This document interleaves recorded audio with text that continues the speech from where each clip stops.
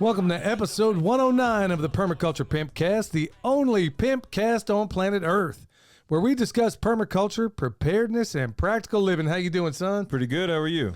I'm cracking up. I don't know why it just hit me. At the beginning of this episode, Yeah. you know, the music plays, and of course it's, you know, it's Van Tesla or specifically Joel Thomas over at Kill the Mockingbirds, and I just remember the look on Greg Judy's face when I played the music, and he didn't see it coming. He's like, "Dude, what?"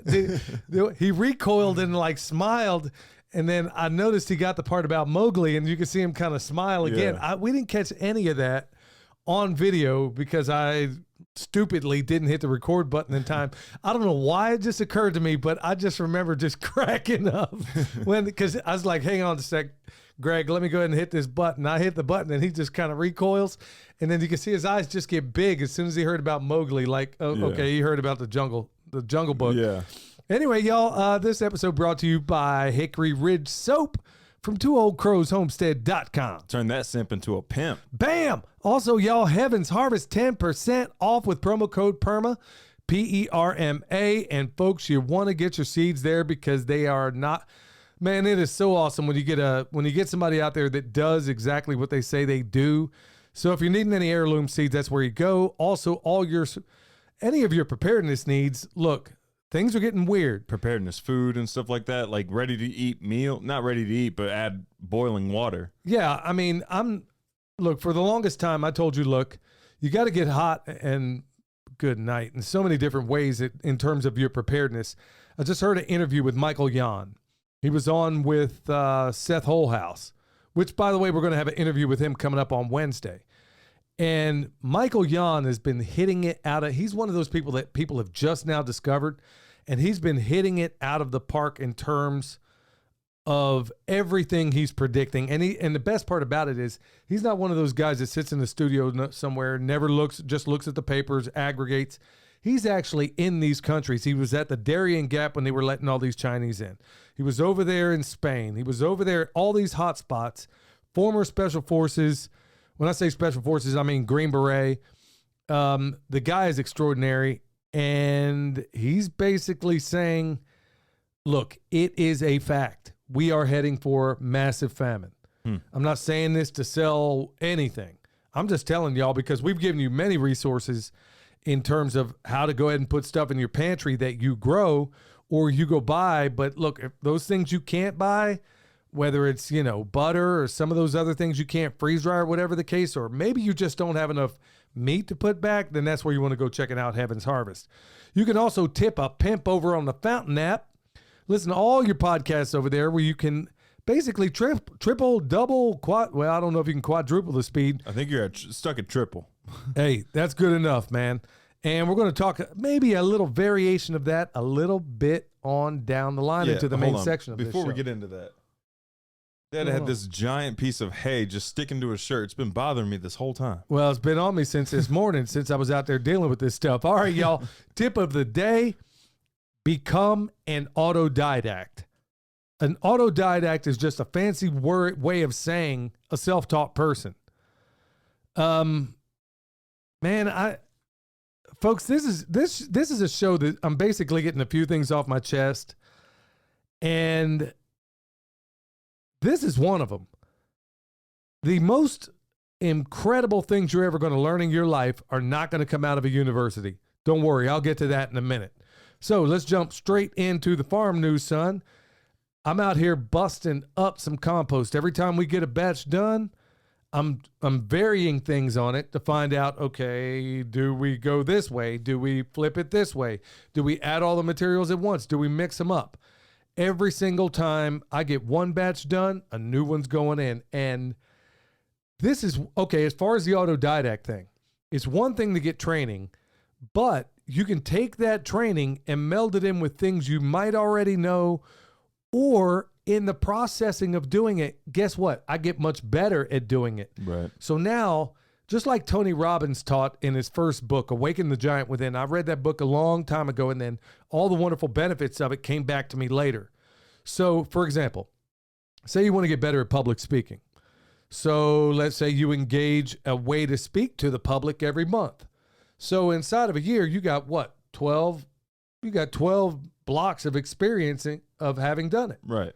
But what if you were to give that same speech to every person at a bus stop? Let's say you're catching a bus, or anybody who will listen to you.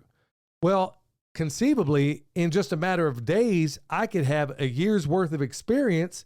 So I could do this 12 times if I just speed it up. Well, it's no different with everything else you do. And I'm going to talk more about that later. But composting is part of that also, where I'm inventing my own methods, and I want to give y'all a cautionary tale on this. And son, you know exactly who I'm talking about, because there's actually two of them that we can think of, where the idea isn't to learn the task, but to become famous. Yep. For having changed it. Yeah. Just learn the doggone task first before you go trying to become famous off of it, or try to change it. I can name two people right off the bat. I don't need to say who they are, but You know who they are, don't you? Yep. And y'all wouldn't know either. No, they wouldn't know, but we don't are. need to mention it anyway. But the point being is that we know people that are so anxious to become stars, or just can't follow the doggone recipe. Just do the recipe as I did at first. And I'm like, okay, well, now that I got their recipe down, does it make sense for me to tweak it this way? Can I add stuff to it? So doing that, I'm basically inventing the method that works best for us here at Permapastors Farm. Yep. So I started off, I had, in terms of composting, I got what I learned from Jeff Lawton. I got what I learned from William, having learned directly from Jeff Lawton, learned from the chicken tractor on steroids, became, quite the expert on that. And now I'm taking all that experience, all that knowledge, all these other things I've had. Now that I have Dr. Elaine Ingham's method down, and I'm taking all these other pieces, it's like what we've developed in a food forest. At first, I did Stefan Subkowiak's thing. Then it was Mark Shepard's thing. Then we combined them. Then we add Jeff Lawton in there, combine that. Then we're taking all the best elements. So before you know it, folks, you devise a method that works best for you where you live. Yeah. And it's not doing it for the sole purpose of, I want to be famous. Mm-hmm. Because you and I know at least two people right off the bat. But you can follow the doggone recipe. You can stick to the basics and if your goal is to become famous, you can still do so. Like taking jiu-jitsu, for example. Black belts aren't the ones out there doing all the flashy, like high risk, low reward movements. They're the ones doing the same movements that the white belts are learning. They're just doing them perfectly. Right. So it's refining the basics. Right. It's perfecting the basics. So when you get down to brass tacks to a lot of this stuff, y'all, I know I kind of went on a little bit of a tangent here, but it is so epidemic now in the people where we'll give them direct instructions on, let's say, how to put on bone saws, or how to do all this, how to plant comfrey, how to do this, how to do that. And at first, just follow the recipe. That's all you need to do. And before you know it, you'll be extracting your own methods for doing it. Some more farm news. If any of y'all follow us on Instagram, man, the trolls have come out in force for us. They are like absolutely losing their mind. Like we're finding out on Instagram that unlike the YouTube comments, which are like 99% friendly, and if they are like negative, they're still like very polite. Instagram, people start off calling you names. They start the doggone conversation, and they might not even be real, like you were saying earlier. They might be trolls, but it just seems like there's like overall on Instagram, people are just unfiltered with what they're trying to say. What's wrong? Are you losing Mike? No, I was only hearing you in my left ear, but it's all good. Yeah, well, I'm wondering just how many of those people are even bots. But then again, it also goes to show you where it's a double-edged sword in this world we live in, because people have written things to me, and I'll tell you, I might have even talked about it before. They will write things that they would never say to your face. Case in point, I remember when we lived back in the Kansas City area, I belonged to this libertarian group, and the guy didn't know who I was. His name was Matthew. I won't say his last name. Yeah. And he had, back then I was on Facebook, and he wrote something that was really, really nasty. And then I was like, okay, it was really, really nasty. Well, he had no idea who he was writing to, but I knew who he was. I'd been to these meetings before, and he would always be one of those guys that would stand out. You can ask Granny. She was there when this happened. So I go to the next meeting, knowing full well I was going to see him there. And he everybody's kind of getting acquainted. He's standing on the other side of the table, and there's a whole room full of people in there, and everybody's going around introducing themselves. And the guy, he says, "My name is Matthew Blank." He said his last name. Everybody goes around. It gets to me, and I said, "Yeah, my name is Billy Bond, and I believe I know some of you folks in here. This person. Oh, Matthew, yeah, you had some really bad things to say about me on YouTube or was it Facebook at the time?" Yeah, I said, "You had some really bad things to say about me on Facebook." And then this dude literally turned ghost white. He was the kind of guy that, but the point being is that, and then, I kind of de-escalated the whole thing. And I can kind of almost understand it to an extent, because there's something about getting on Instagram and seeing the comments, like it kind of sucks you in a little bit. Like, I kind of understand how people are, like, get fooled into like almost get brainwashed into just becoming like aggravated. Like, there were people that, like, the last 2 reels we put out were anything but divisive. If anything, it brought people together. Should have. And people instantly were pissed off. Yeah, and the polarizing point of it was basically saying what I've said right here on this podcast. And I'm going to do a whole video if anybody has any questions. Yep. Because I think, honestly, I can make look, I'm not out to win an argument. I just want to get at the truth. And if I got to crack some eggs in the process of getting that done, then so be it. And if people want to, because I look back at, you showed it to me, and I was like, there's not one, that's a unifying message. Yeah. That is not a divisive one. Okay. And also something else we should point out, the only negative comment we had on one of them from liberals was this commie has a garden or something like that. It was like some liberal openly confessing that they were a commie and that they have a garden. But overwhelmingly, the ones that were out of control were on the right. Absolutely. 100% of the ones who were out of control were on the right. Now, that changes whenever we get to this one, shocks me. The tree training reel we did, I don't know what's so doggone like divisive about that or like controversial about that, but the lefties lost their doggone minds on that one. The college trained botanists. Yeah. Well, I'm not... that's okay, son. This is exactly what this program's all about. We'll cover that a little bit later. So, other farm news, we got a cucumber harvest out there. Michelle's about to go after it with Emily, I think. And I just got off a 3-day fast. And tonight, I'm not sure which is coming out first, whether it's this podcast or the live, but I'm going live with Pastor Lon. And also, look, I'm not going to reveal too much right now, but you're going to be glad you listened to it, because I'm coming off a 3-day fast. And I got to say, y'all, it is astonishing what happens. Did you weigh yourself after this one before you started refeeding? Yeah, I'm 170. So I started at 200 pounds, and I don't know, Jack Spirko, I told him about it, and he was like, "Dude, you weren't out of shape to begin with." And I was like, "Well, yeah, you can only see so much with a t-shirt on, but Dad's trying to get down to fighting weight." Yeah, well, he's trying to look like the TRT Stallone over here without the TRT. Yeah, I'm not using any replacement therapy or anything like that. But the truth of it is, I'm finding out that just good methods and everything that I was officially taught is a lie. Like I said, we'll cover that in the main topic. All right, before we get into the next part, y'all, Heritage Life Skills coming up July 21st through the 23rd. You're going to want to check that out. William Forston's going to be there. I'm going to be doing some stuff too. I think we're even going to have a booth set up there. Do not miss it. Kentucky Sustainable Living, October 28th and 29th. I know it's still a little ways off, and folks are not willing to commit these days to anything that far off, but I encourage you to do that. And if you can afford it, if you can swing it, we're going to have they're going to have a fundraiser for Vets for Child Rescue. It's going to be like a VIP dinner, and I can't wait to be there. I think it's going to be really, really good stuff. All right, since we're recording this program early, we don't have a download from Pastor Lon, but I'm going to be on with him tonight.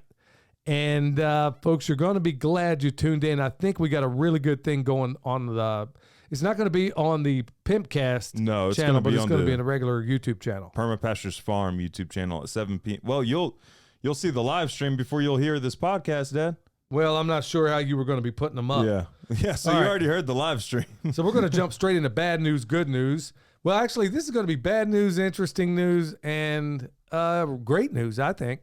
So, bad news, let me just go ahead and cover that one right off. I'm going to go back to that thing that nobody ever talks about. In fact, the only one that talks about it consistently these days is John B. Wells. And haven't been able to listen to his program as of late. Some technical difficulties. We're subscribed there, and it's a paid subscription. If I could have anybody's voice in the world, it'd be his. Well, son, people seem to think you have a pretty great voice yourself. You just need some training, and I'm going to talk a little bit about that today. Okay. So the IAEA says Fukushima nuclear plant plans to dump radioactive waste into the Pacific, and it's perfectly safe. When I heard that there was a doggone ice wall keeping all that stuff in, my first thought was, what happens during the winter? I mean, what happens during the summer? You know what I mean? Well, like it ain't staying frozen. Underground. It's underground. I don't care. That's 50 degrees. Yeah, but still, but at the end of the day, we're talking 1.2 million cubic meters of wastewater that they're dumping into the Pacific. Let me just briefly stretch on something that you don't know. Okay, depending on basically the Pacific for the most part is mostly dead. Salmon fishing's all but dried up. Not a single killer. Last stats I heard, and it's been a year or maybe more, that not a single killer whale has been born since this happened. Wow. Basically, we are killing the entire Pacific. Fukushima keeps dumping this stuff down in there, and nobody's talking about it. Nobody cares. I wonder if it's possible to create a compost extract. You know how we did it on Patreon, y'all. If you want to check it out there, but we made a compost extract where we had the bag of compost, dunked it in the 5-gallon bucket and all that stuff. I wonder if there's a larger scale version of that we could do to help fix the ocean. Not necessarily fixing it all at once, but at least if we do it in this one spot, it's like a strategic spot to circulate through the ocean. You know, if anybody would know, it'd probably be Paul Stamets, because I understand that over there in Chernobyl, that there was several mushroom species they put over there that basically eats up radiation. Wow. But it's almost like God knew we were going to have this issue. Well, everything, like my dad always used to say to me when I was younger, that he believes that God put a cure to every single thing for everything on this planet. And I tend to agree with that. But here we are, poisoning the doggone ocean on a level that nobody's ever seen. I remember when this happened, and they were talking about, they raised the level of acceptable radiation, and where the jet streams were taking all this stuff was like in the Pacific Northwest and all those places. Like those people up there ain't crazy enough already. Yeah. There's a lot of good conservative people up there too. But the point being, this stuff is still spewing out all these years later, and nobody's talking about it. Kind of like that. Notice how the Ohio train derailment with all those, remember, I mean. Oh, no, it's declared an emergency now. Yeah, but nobody's talking about it. Like a week ago or something. Nobody's talking about it in the mainstream media. Yep. So the prostitutes aren't talking about it, and everybody else has largely forgotten about it. So let's just jump on into the interesting news. That was the bad news, right? Yeah. Yeah, this one's more interesting. I'm going to try to do more stuff like this because people are asking for it. And frankly, it's one of our hobbies, me and Williams both. So archaeologists unearthed giant prehistoric hand axes. Scientists baffled as to why 300,000-year-old tools are so large. Son, do you have a theory as to why that might be? Yeah, because Nephilim are freaking huge. I wouldn't go to war with a toothpick, neither would they. Yeah, so, you know, they have had to hide all of this, what we call occulted, which is another way of saying hidden history. And look at Genesis 6. The sons of God saw the daughters of men. Okay, most people in most religious circumstances, they just kind of overlook that.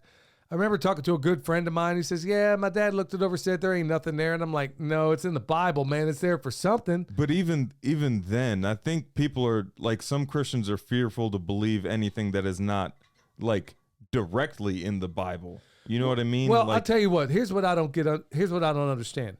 Christians will accept without question the works of Philo, Josephus, all these historians, but they will immediately dismiss the book of Enoch, even though it was referred to by the brother of Jesus. Yeah. And if you want to hear more on the book of Enoch, check out Joel from Kill the Mockingbirds. He did that one what was it? His last like solo podcast episode. I haven't had a chance to listen to that one, but he makes a lot of references to it. And you know, if nothing else, if you were to look at it as an apocryphal book, okay, there's value in that. I'm not saying it's canon, but I don't see any contradictions. So, Book of Enoch, for those that don't know, is basically, you could say read Genesis 6 and then you're like, okay, whoa, that just came out of nowhere. And then open up the Book of Enoch and it explains what happened in the time of Jared. When I was a kid, I had like a fascination with mythology and stuff like that. And I think one of the biggest fascinations was, did like somebody just make all this stuff up and then everybody believed it? Like all the like the stories and all that? Like did somebody or did it, like how did they just come up with these stories if they didn't actually happen? And then I read the Book of Enoch.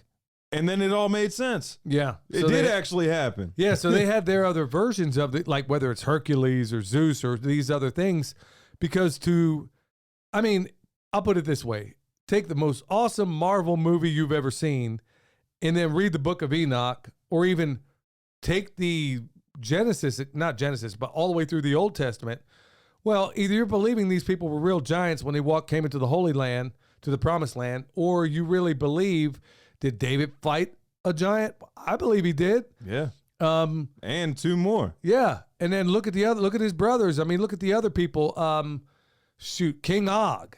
Yeah. King Og. You know, Moses had him whacked. His name's Og. Yeah, but crying out loud, Og. You know? But, you know, here they are. They're finding all these things. But, you know, a lot of this is like, if I could do another podcast on anything, it would definitely be on this topic. Yeah. Because this is one of the things, these Nephilim mounds that you find all over the planet.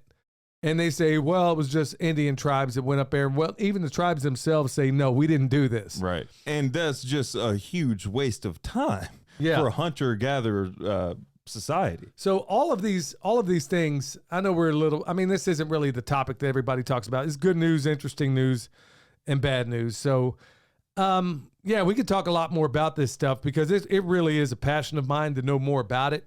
And then you understand how the Smithsonian isn't what you think it is, folks.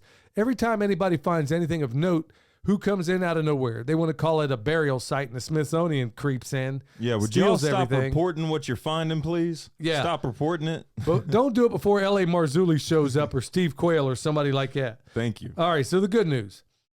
8 healthiest varieties of nuts for vibrant health. The reason I'm pointing this out, like I've mentioned many times before, I live primarily on a keto lifestyle these days. Feel great. No energy crashes, none of that stuff. Kicked in a lot of other things, but I also have nuts from time to time too. And there's a whole variety of reasons, but the biggest problem I run into is I cannot eat peanuts. My chiropractor, I think I covered this in past episodes, but basically I'm allergic to them. I'm not allergic to peanuts. I'm just allergic to the junk they put on them. Huh. Okay. Imagine that. So, but they put peanut oil in just about every single nut you buy. So it's aggravating to me that I got to go out and buy raw nuts. Half the time you buy them in the bulk section, they're stale. Yeah. So you never want to buy them there. And then lo and behold, at my local grocery store, Ingles up here, they actually got a mixed nut thing with no oil on them. And I'm like, okay, that's pretty awesome. Now I can just mix in some macadamia nuts and I get the whole thing. So this article is talking about the 8. Let me also kick this in. I've talked before about the hardest thing to find in nature is fat. Well, you can get some fats, a fair amount of them actually, from some of these nuts that you might be able to grow at your place. Well, hold on. Before you get into that, macadamia nuts, one thing that... we're not growing those. No, I'm not. Well, yeah, we're definitely not. But one thing that really, really needs a permaculture version of are macadamia nuts. If you went down to Australia and saw like the macadamia farms... It's just like the workers can't even, if it rains, the workers can't even walk in between the trees because it's just slippery. It's just slime in between because there's no light hitting the ground. Huh. They're so doggone close together. There's no light hitting the ground. Absolutely nothing lives below these macadamia. They get pretty tall?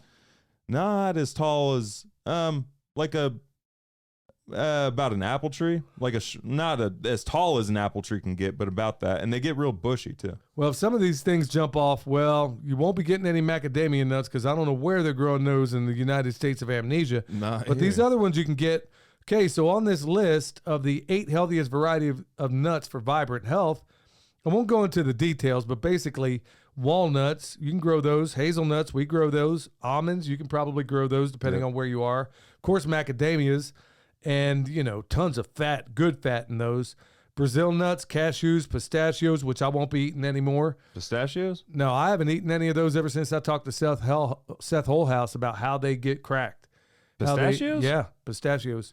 It's I like the cracking part. Well, if I can find, I mean, if they're already cracked, like I used to love pistachio pudding when I was a kid. And, I mean, the pistachios, I love the aromatic flavor of them.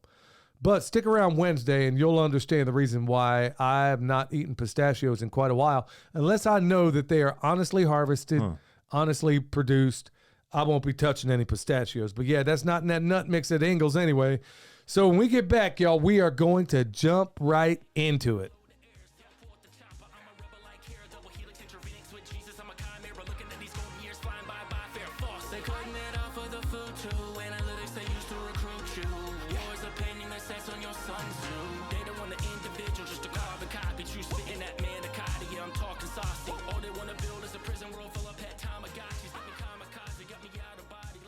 All right, welcome back. EMP Shield, y'all, $50 off with promo code PERMA. I'm not going to go into all the nasty news going on in the world right now, but they're doing everything they can to evoke something from Russia, and it's a miracle it hasn't already happened. So, hey, for the new people, real quick, explain what EMP Shield is, just real quick. Okay, basically electromagnetic pulse. In fact, when I was looking to get one, I was looking for really a transient voltage surge suppressor and basically a lightning arrestor. And so I looked at it and I saw the guarantee that they offered. And being a journeyman electrician, I've installed these things for years in car plants, tire plants, you name it. And not one of them stood up to what I was seeing from this EMP Shield. So I call up and I find out, oh, hold on, you mean people I know actually run this thing? Yeah. People I knew back when I was really involved in the preparedness movement. And I'm like, okay, you got this kind of deal where if it actually gets past this thing, lightning blows up my stuff in the house, you're going to cover me for 25 G's? Okay, that's better than anything else in the market. And then as far as the EMP part of it, there's a number of different types of EMPs. So if one of them comes down there, it shunts it to ground before it ever gets a chance to damage or fry the stuff on the inside of your house. Same thing with your car. Now, have I actually gone out and tried it? No, they've tested this stuff, done some high-end military testing on a lot of this stuff. So the idea, at the end of the day, the one in the vehicles, look, I ain't trying to go to the club. I just need to get home. That's all I need to do. And as far as your number one threat, it's always going to be lightning. It's a wonderful thing that it just happens to cover me on the EMP part of it too. Right. But the number one reason I got it on my house is lightning surge protector. And their guarantee is ironclad. So it's worth every dime as far as I'm concerned. Yeah. So yeah, that's what it is. Promo code PERMA, $50 off with that. So let's talk about the best university ever. And I've been kind of leading up all the way through. It's like everything we talked about had some element into this. And son, feel free to jump in anywhere because 9 times out of 10, I prep these shows and William just kind of, he shoots from the hip as far as where it's coming from. I do 99% of the show prep, at least in terms of the topic. So I do the behind the scenes stuff. Yeah, he does all that stuff. And I do pretty much all the show prep, but we do it that way on purpose because I want an honest. An anonymous honest. I want an honest. I don't give him any heads up until we start the show because I honestly want his fair assessment and I don't want to poison the well. That's exactly what I'm trying to evoke out of these things. It's not that he can't do it. It's I don't want him to do it because I want him to check something if I'm not right, or he might see it differently. So that way we don't influence one another. I'm going to talk about that best university ever. I told you in the beginning about being an autodidact, self-taught, and how you ought to encourage your kids to be that very thing. Even if they're in public school, which I hope and pray you're able to get them out. Not everybody's able to do that. I get it. But around that dinner table is where I learned to be an autodidact, and that was basically from parents who were both convicted felons. The most valuable thing I learned, yeah, you go to school and you learn at that time what they want you to know, but it was hearing my dad talk about what really happened at the Kennedy assassination, how he didn't buy it right off the bat. Yeah. And like I said, at that time, he was a career criminal. I mean, he spent a fair piece of his life in prison. So he would know. Bam. Yeah, he might have even known some of the shooters, to be honest with you. It was his understanding, but he was also an autodidact, and he was for a period of his life, he was a very, very honest thinker about and critical thinker about the things that were presented to him. So that was one of the things. He also was very critical about the moon landing. And then he was critical about other things, and then other things not so much. When he was younger, he was very thoughtful about what he would and wouldn't believe. And then as he became older, less so, to the point where he was more willing to buy what was spoon-fed to him. And I hope and I pray that, not talking down to my dad or anything, but I truly hope and pray, man, I've seen this in so many people, some of them famous too, where they got their minds made up about anything and they can't learn anything new. Or maybe you've believed this certain thing for 50 years, or you learned it a certain way for 50 years, and you're unwilling to rewire yourself or retool because there might be a better way of doing it. One of the things I hated hearing the most when I was in the electrical union, and I'm still a member, I mean, still in good standing. The thing I hated hearing, no matter what issue I was trying to solve, was, and I quote, that's the way it's always been done. Yep. An appeal to authority or tradition is the biggest way to get me absolutely riled. And I'm like, okay, that's why you're doing it, is because it's the way it's always been done. And when I'm told that, that means it's completely open for like improvements.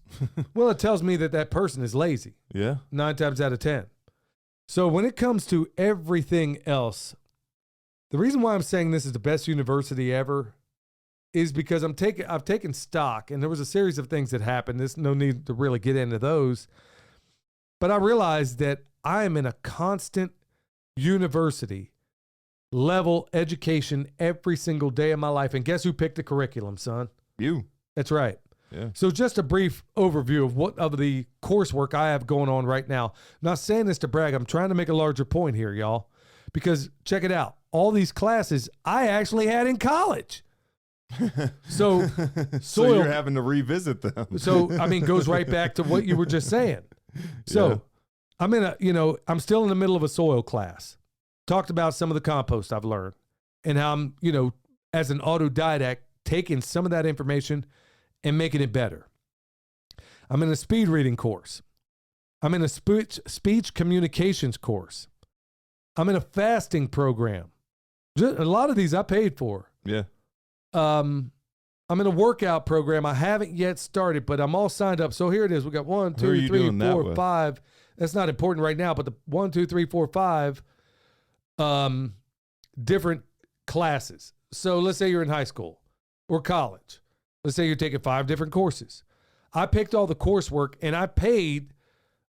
I didn't just get some random instructor in college who's just checking the box 9 times out of 10 or they have to work within a very narrow paradigm.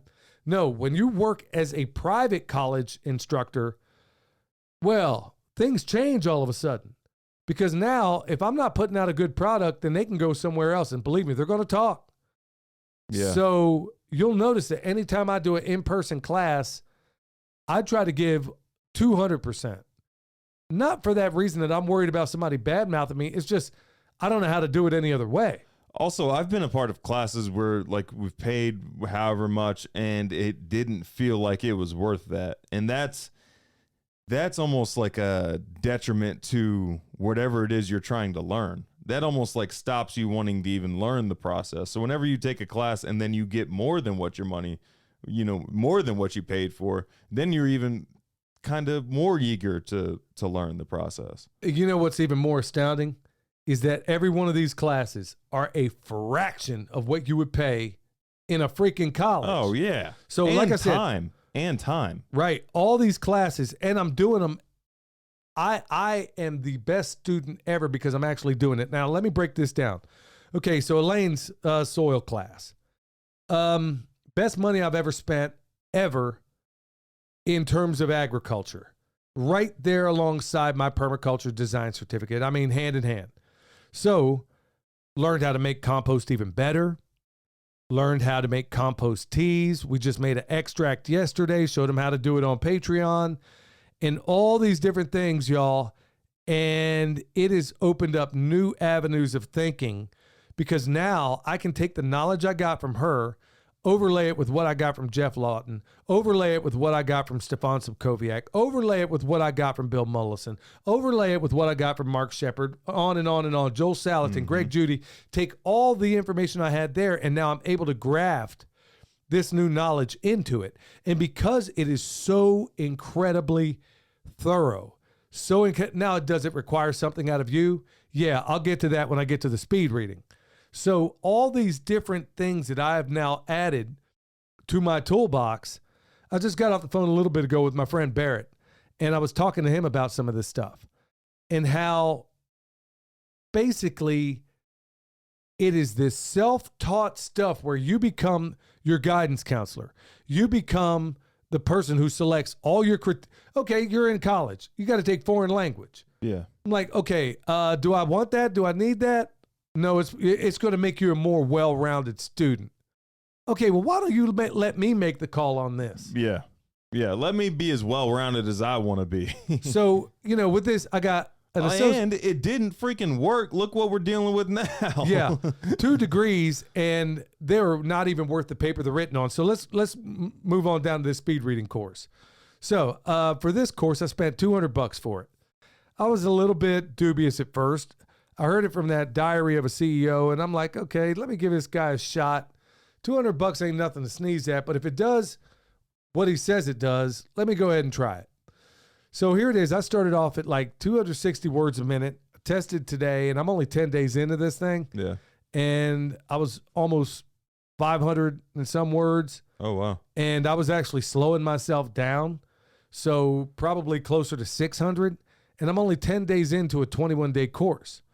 So what's the end goal? Is to like triple whatever your initial reading speed was. But I had taken these speed reading courses before. Well, this guy, clearly, he wants to have his stuff in a row because he wants me to go out there and tell everybody on this podcast, because I'm not going to tell you what it is until I complete it. Yeah. But so far, I'm very pleased with it.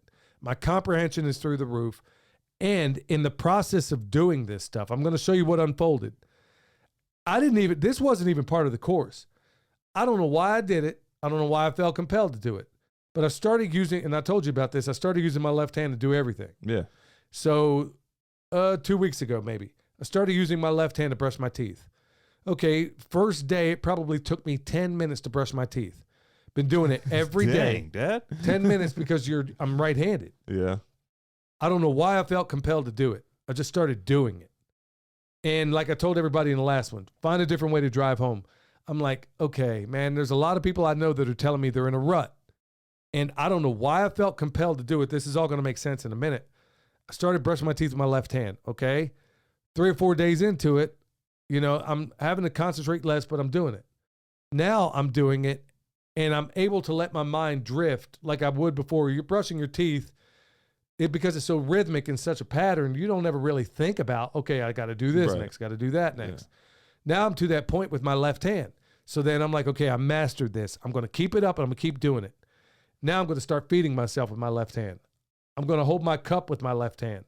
And so what I found out in the speed reading course, one of the exercises you're asked to do, there's a number of exercises, but one of them is to use your left hand for a certain part of this. Yeah. And like I said, folks, I'll reveal when I'm all said and done if I'm still happy with it. So far, so great. I know folks are going to know what it is, but I'll tell you after it's done. I'm not going to jump the shark until it's all said and done. And then sure enough, this guy says in the course, after I'm about 6 days in, hey, folks, I want you to start using your left hand to do all this. Well, I was already ahead of the game. Yeah. Because I was already brushing my teeth left-handed, driving home a different way, putting my left hand on the steering wheel, making it, because I had no idea at the time. I still don't know why I felt compelled to do it, but he was explaining how, and then it made sense to me. It's like in permaculture, you learn what's called the core effect. Right. where if you take like a tree, imagine a tree above ground. The same thing that's happening above ground, same thing is happening below ground. So imagine the roots in inverse of what you see above.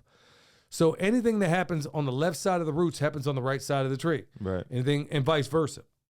Same thing with your brain. If you suffer damage on your right, it suffers the left side of your body. So he was talking about this right brain, left brain thing, which I didn't know a whole lot about before. But then he had talked about how doing other things helps to unlock the other side of your brain.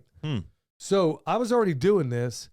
And then like today, using his method, I was already using the trifocus reading method.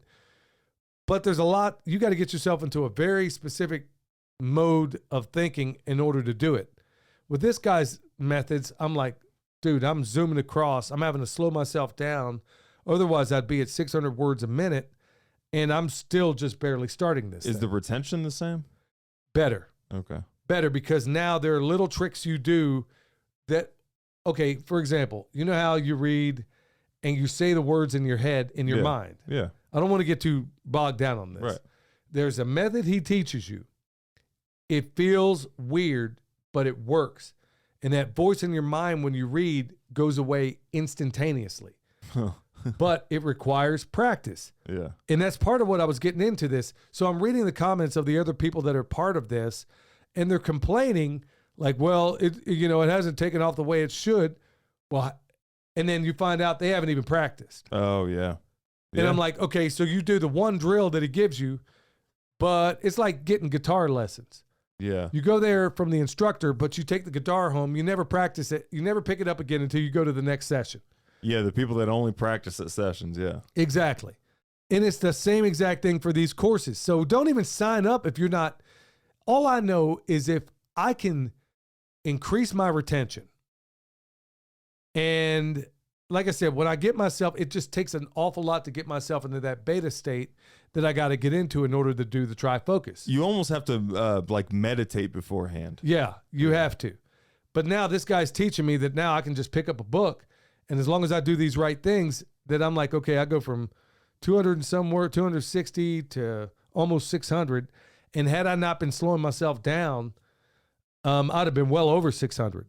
So my point being is that, gee, $200 compared to what? Okay, so what's the college tuition on a speed reading course? A few thousand? Yeah. Yeah. Which is still more expensive than sending, like, let's say you have a kid getting in college.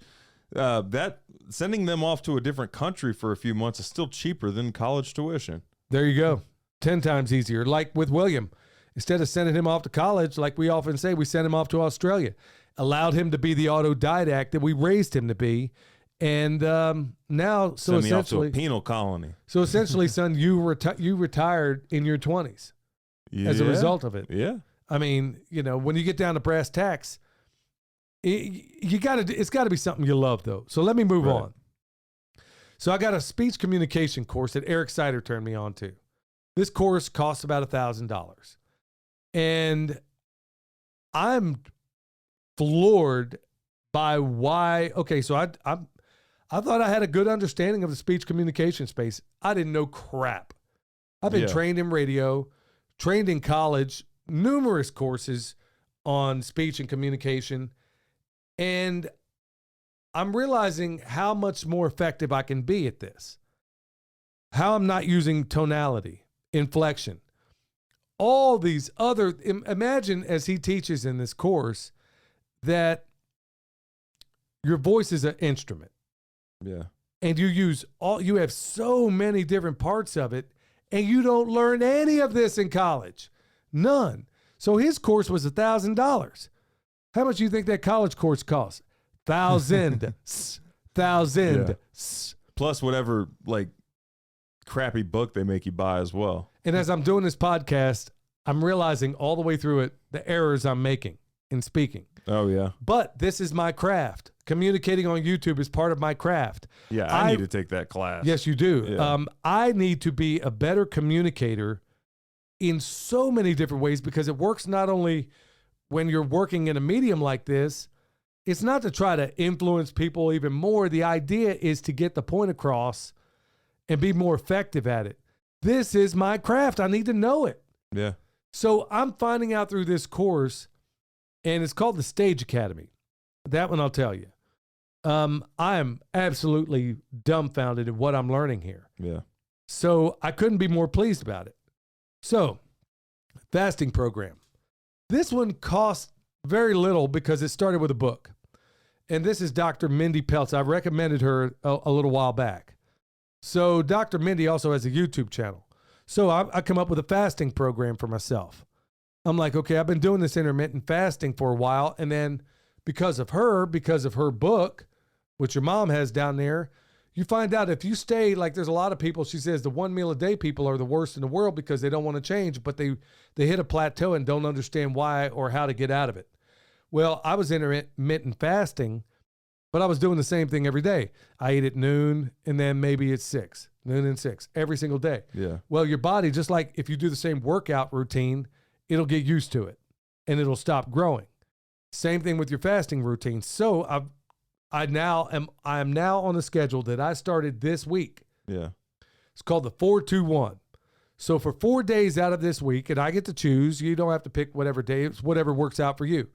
4 days you intermittent fast for autophagy, at least I am. So that means for me, 18-hour fast, 17 to 18-hour fast, 4 days of the week. 1 day of the week, 24-hour fast. And then another day of the week where you just eat pretty much whatever you want within reason. You eat maybe three meals a day. Yeah.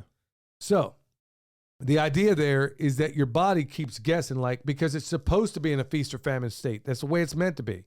So then there's another program. As soon as I do that for maybe a week, or maybe there's actually 3 programs. The other one is a 5-1-1. 5 days do autophagy fasting. Do 1 day. What does that mean? Autophagy, like autophagy fasting. Basically, what does that consist of? Just eating once a day, or what? Basically, you're fasting for roughly anywhere between 16 to 18 to 20 hours. Gotcha. So your body's repairing itself within that time. So this and 5. Then what about the 1-1? What do you do those 1 days? The 4. Well, that's what I was explaining, son. Right, you were saying it was 5-1-1. What does the like? You're saying that you have to fast for autophagy. Let me back up. 4 days you fast for autophagy on the 4-2-1. The 2 days you fast 24 hours in a week, and then 1 day you do whatever you want for a day. So the 5-1-1 is 5 days of autophagy fasting, 1 day of a 36-hour fast maybe, or it could be 24, and then 1 day. So whatever it is, you got to keep it guessing. So here it is. This education that I'm getting is light years better than the same people in college telling you that the reason you hurt after a workout is because of lactic acid. Right. And they knew that that wasn't the case for over 30 years, but they're still teaching that in college. Just like they're still teaching the Battle of the Monitor and the Merrimack in history class. It was the Monitor and the Virginia. One of my big pet peeves. But the point being is that the best education you're going to find out there, like right now, I'm looking into, I got a grandchild coming up, and they're going to be homeschooled. And so I'm going through homeschool curriculums right now, and the one by far, the leading course out there seems to be Ron Paul. You got a minute, Dad. No, but we got a minute. I know that. But at the same time, I'm looking at the work of people like John Taylor Gatto, and I'm looking at the work of these other people that have done extraordinary work. And one of your mom and I's biggest regrets is ever sending you to public school. We wish we had never have done that, but we didn't know any better at the time. But it wasn't without it's not like I went to public school without the education at home. Though. Right. So it's not like it went away. Right. No, it was some of the influence that you got there and some of the mistakes that I made. I mean, you can't make that mistake. But if we can constantly set the curriculum, even after the fact, for ourselves. Y'all, I'm going on 52 years old, and I'm the most productive I've ever been in my life. And I am trying, I am begging, I am pleading with everybody out there. You don't have to go through it as deeply. Like I said, I'm not even going to cover the workout program because I'm just running out of time right now. I don't want this program to go on and on forever. But here it is, 1, 2, 3, 4, 5 different things that I've paid for myself. Some of it requires nothing more than a library card. Yeah. Just requires you picking up a book. Or not even that. I mean, just going to YouTube. There you go. Yeah. For the right reasons. Right. And then actually doing it. You know, dreams without deeds are nothing. You can dream all day, But here I am putting extraordinary things into my mind, in my body, in my behavior, all the way around. So in essence, COVID has been the best thing that's ever happened to me. I mean, in the long run, because that's what really evoked all this stuff. Here I am down from 200 pounds down to 170. Michelle tells me to quit losing weight. I'm to the point right now where I feel great. I'm now out of Plato's cave regarding fasting and a number of other things, and I'm wanting to tell everybody about what I'm discovering. But it also applies to these other courses out there. Folks, so many people are coming up to me, friends, acquaintances, and they're like, man, I'm just in a rut. I'm in a rut. I think part of the reason you're in a rut, number one, you got to start self-educating. Mark Twain wrote an awful lot about it. A lot of other look at all the founding fathers, for crying out loud. Every last one of them was an autodidact. Every one, without question. And it wasn't just them. It was everybody, all of their contemporaries, all of them. The people you know about and a lot of the ones you haven't, they were all autodidacts. So make your own curriculum. And I am so disciplined when it comes out of the gates where I'm not taking any text messages. I'm not checking my phone. I'm not doing any of this stuff. And now I'm starting to get a level of fulfillment because even my spiritual life is kicking off to another level. Everything that matters is kicking off to a much improved level. And all of it comes down to making your own curriculum. Quit letting the TV determine what you're going to learn. Figure it out for yourself and then go full steam ahead in it. Now, like I said, I got a complete curriculum right here that I'm talking about that I work on every single day. Now, I do take Friday from 6 to Saturday from 6 as a break. But even then, I'm still working in some capacity on every bit of this. So, folks, that's all I want you to do. Son, you got anything you want to add to that? I think you hit it all. Yeah, like a apprenticeship and being an autodidact, I think. What are you doing to improve your end of things? Well, I'm doing that soil class right now, right? I'm also learning the process of, I guess we'll keep it at land acquisition right now. And then also jujitsu. I'm learning a brand new skill with jujitsu, which is, I mean, it's different than the wrestling I did in high school for sure. I mean, there's stuff to grab. I'm having to relearn things that were just built in before. You know what I mean? Oh, absolutely. Just muscle memory. I'm having to break that down and then relearn new things. Habits that I had while grappling, I'm having to get rid of, like leaving your neck exposed. That's a pretty important one. Brushing your teeth with your left hand. Yep. That's exactly what it comes down to. And son, I almost forgot to point out, I really started kicking up my speed. Once I noticed at the same time that when I got to the point where I'm brushing my teeth with my left hand without thinking about it, all of a sudden my reading ability went through the roof and my comprehension as well. That's pretty cool. That's part of what I learned. All right, y'all, when we get back, we're going to go straight into the Q&A.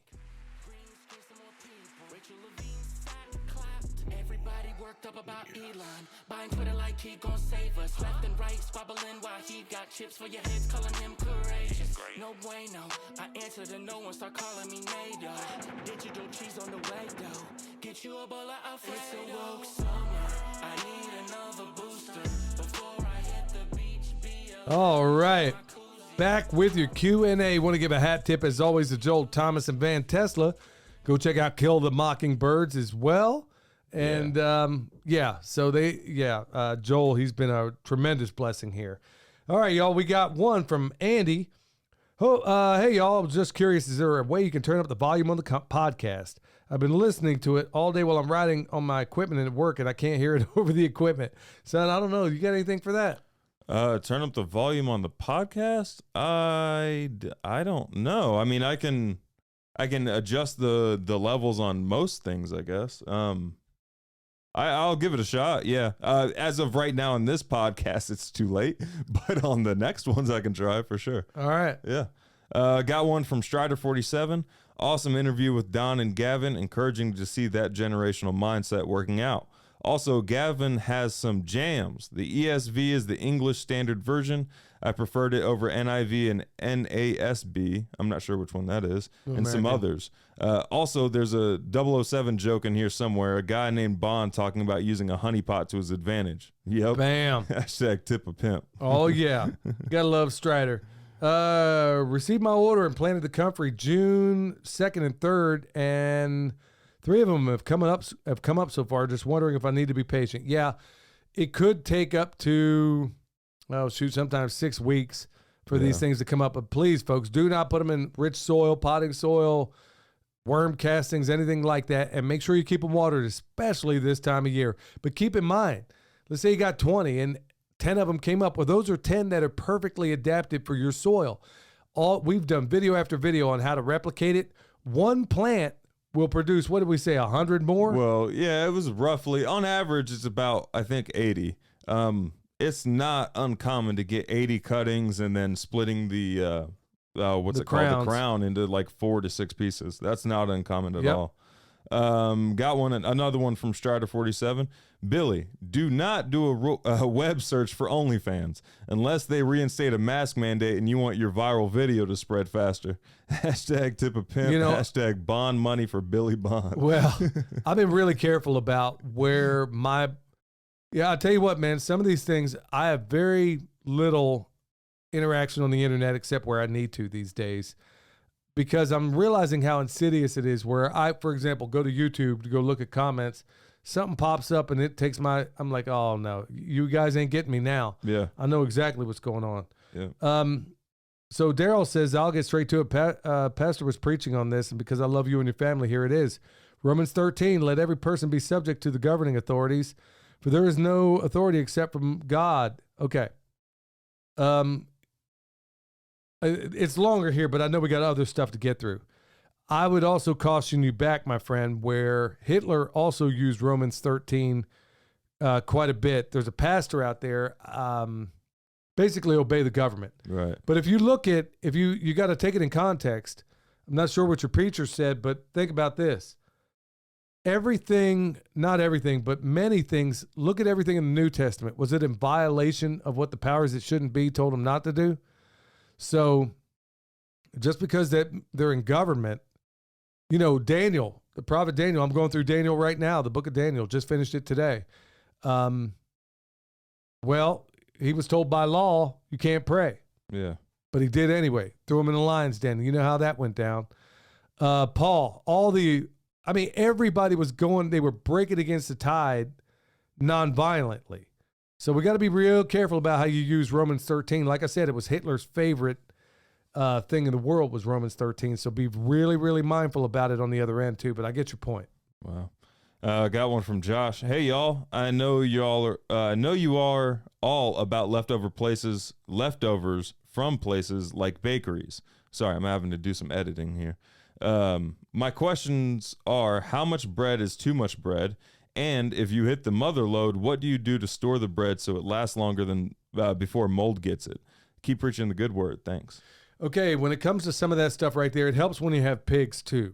Well, it's for the pigs. Oh. Yeah, it's for pigs. He's wanting to know like how much bread. The subject of the email was feeding hog scraps. Here's part of the problem when it comes to pigs, and it's part of the reason Joel Salatin hasn't written a how-to book on everything about pigs, because so much changes between phenotypes, between breeds, and this and that. So what may apply to one breed, you give like a guinea hog bread, man, they're going to look like Jabba the Hutt. But if you give it to a Yorkshire and you can use it in moderation, it's something you're going to have to develop your own eye for, because no matter the breed, it could be 2 different breeds. Man, there's just so much you're just going to have to play with. And people are turned off by that answer. But the truth of it is, you're just going to have to use your powers of observation, because that's what a lot of permaculture is. It's possible, like Tony, who we're interviewing here soon, from the confessionals, his first 2 pigs he has right now, and at first he was overfeeding them. It's possible to give pigs too much feed and make them fatter than they should be for that age. Like with a guinea hog, you need to feed them very little. Right. or these mixtures. I mean, there's so many variables that you're just going to have to use your grazer's eye and find out, okay, are they getting a little bit too chubby? Because some of these cases, you can't get it back off of them.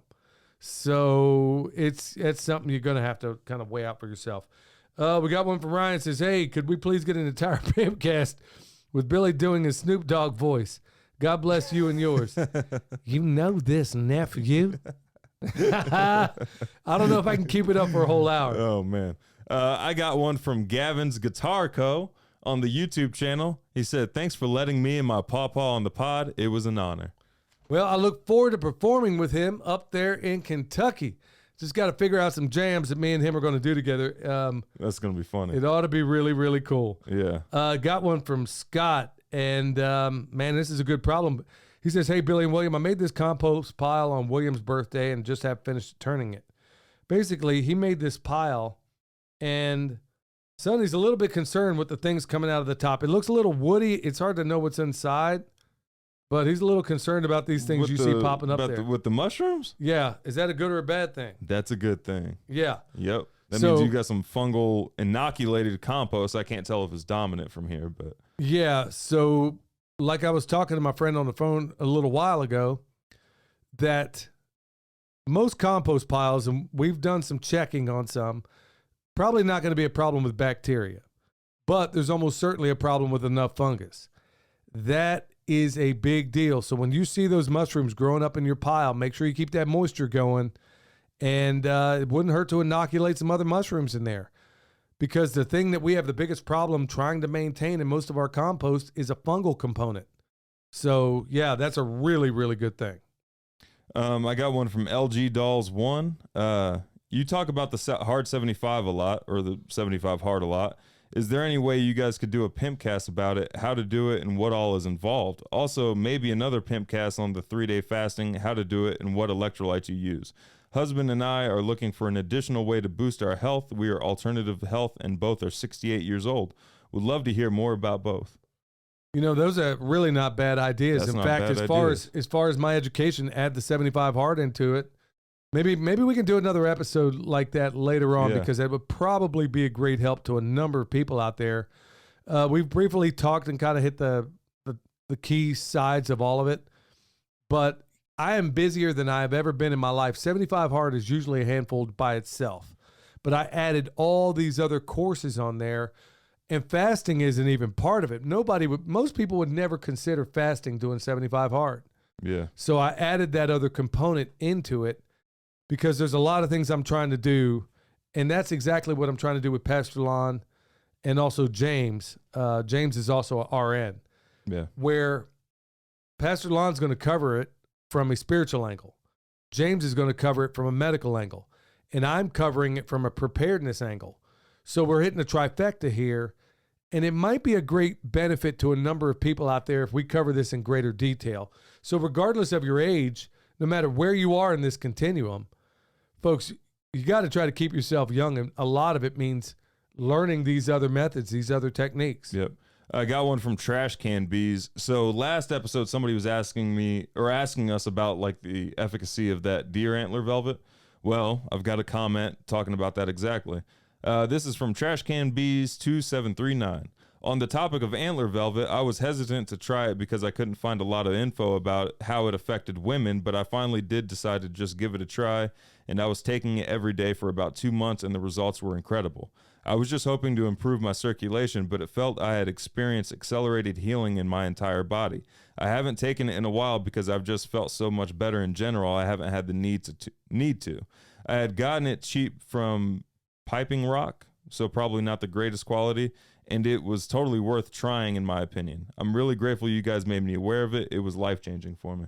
Yeah, that's part of the reason I'm so awesome. It's so awesome to hear that. Yeah. Part of the reason why I did not want to be a sponsor for any of things, there's certain things I will not, even though we could make money on it, that's not the point.